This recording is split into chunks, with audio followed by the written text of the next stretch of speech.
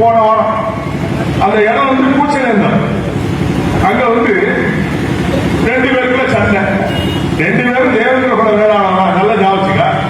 இந்த மீடியால போடுவாங்களா, என்ன பற்றி ஒருத்தர் குறை சொன்னா உங்களை பற்றி ஒருத்தர் குறை சொன்னா அப்புறம் 2 பேருக்குள்ள சமாளம் பேசலாம்னு சொல்லி ஒரு பையன் கூப்பிட்டு நம்ம கட்சிக்காரங்களை கூப்பிட்டு பேச கூப்பிட்டு அங்கே வேறு சமுதாயத்தை சேர்ந்து ஒரு 5-6 பேரை நிறுத்திக்கிட்டு நம்ம சம்பவம் நடிக்க ரெடி ஆயிட்டான். இவங்களும் சரி சமாதான அண்ணன் தம்பி சேர்ந்ததான்னு சொல்லிட்டு நேரம் போயிருக்காங்க. போனவொன்னு அடியில் விட்டாங்க. நம்ம சளிச்சவனா இவங்க திருப்பி பிரிச்சு எடுத்துட்டாங்க. அடி பிரிச்சு எடுத்தவொடனே காவல்துறை என்ன நியாயமா இருக்கணுமா வேண்டாமா? 2 பேரு மேல எஃப்ஐஆர் போட்ட. நைட்ல போய் இந்த காவல்துறை ஆய்வாளர் சிவசக்தின்னு ஒரு பொம்பளை பிள்ளை பாவம் இன்ஸ்பெக்டர், என்ன புருஷங்கிட்ட சண்டையோ பிள்ளைகிட்ட சண்டையோ தெரியல அவனுக்கு. அவ போய் நம்ம பையன் வீட்டுல போய் பொறுப்பாளர் வீட்டுல போய் காலையில 3 மணிக்கு ஓய்வு படத்தோட எழுப்பி 3 மணிக்கு போய் எழுப்பி நாய எனக்கு அறிவு வேண்டாம், கொஞ்சம் மாதிரி காமன் சென்ஸ் வேண்டாம். அது எழுப்பி போய் புருஷன் புருஷன் தான் நீ தேடுறது தெரியுமா? புருஷன் வீட்டுல பார்த்துட்டு வாடா சொல்லுவான். அவன் இங்க ஓடி போயிருப்பான். பொண்டாட்டி என்ன பண்ணான்? அவளை தூக்கி வண்டியில வச்சுட்டு காலையில 6 மணி வரைக்கும் சுத்தி கிடந்திருக்காயா. இந்த மாதிரி ஒரு சில காவல்துறை அதிகாரிகள் செய்த தவறுதான் ஒட்டுமொத்த காவல்துறையும் மக்களுக்கு இசைப்பாட வேண்டியது. வசைப்பாடக்கூடிய சூழல் இந்த மாதிரி முட்டா நாய்கள் அவ பேரு பாரு கலவைக்கு பேரு முத்துமாரன் சொன்னது சிவசக்தியா. அங்க ஒரு இடத்துல சிவசக்தி பண்ணி பூஜை பண்ணி அவனு அழிஞ்சு போனான். அப்பேற்பட்ட பேரை வச்சுக்க நீரும் பூஜை பண்ணி அழிஞ்சு போயிடுவாங்க. மக்கள் சாவத்தை வாங்காத அநியாயமா போற ஒரு என்ன வழக்கு போட்டிருக்க நீ? பசங்க மேல 10 பவுன் செய்து அடிச்சு போயிட்டான்னு கொடுக்க முட்டா நாய்.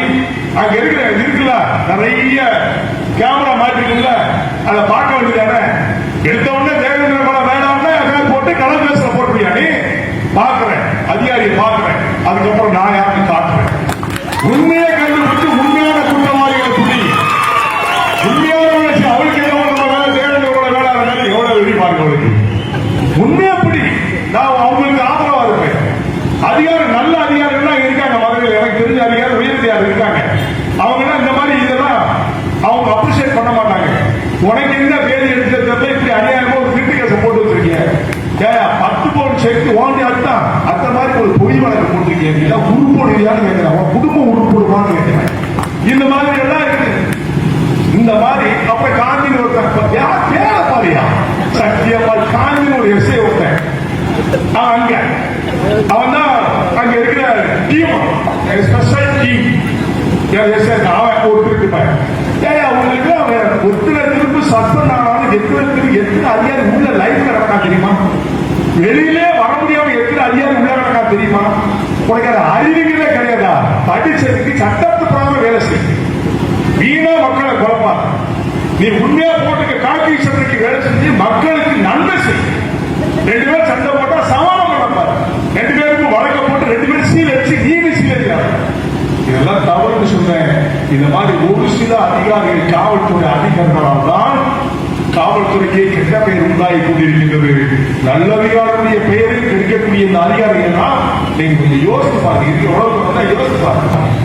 நான் பார்ப்பேன், நாளைக்கு பார்ப்பேன், எஸ்பி பார்ப்பேன், டிஐஜி பார்ப்பேன், ஐஜியை பார்ப்பேன். உண்மையை விவாதம் பண்ணுவோம். நீ நேரடியா இருக்காரு, அதிகாரி இருக்காரு, நல்ல அதிகாரி இருக்காரு, போய் பார்க்க போறேன். அநியாயமாக ஒரு பொன்புள்ளே 3 மணிக்கு நீ கூட்டு போக கூடாதுன்னு சட்டம் சொல்லு. பொம்பளை பிள்ளைய சாயங்காலம் 5 மணிக்கு மேல உங்க முதலமைச்சரே சொல்லுங்க 5 மணிக்கு மேல பொம்பளை யாரும் ஸ்டேஷன்ல வைக்க கூடாதுன்னு சொல்லிருக்காங்க. யாரை கேட்டு நீ எவ்வளவு வீட்டுல பார்த்து தெரியல, வீட்டுல எவ்வளவு இருக்கான்னு தெரியல. அவன் சொல்ல நான் 4 பேர் விசாரிக்க போறேன். இப்ப அந்த இன்ஸ்பெக்டர் மேல நான் கேஸ் கொடுக்க போறேன்.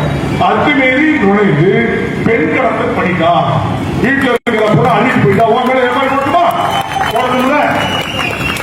இந்த மாதிரி எல்லாம் இடைநிலைப்படுத்துகின்ற அதிகாரிகளால் தான் நாட்டிலே குழப்பமும் குழப்பமும் ஏற்பட்டுக் கொண்டிருக்கிறது.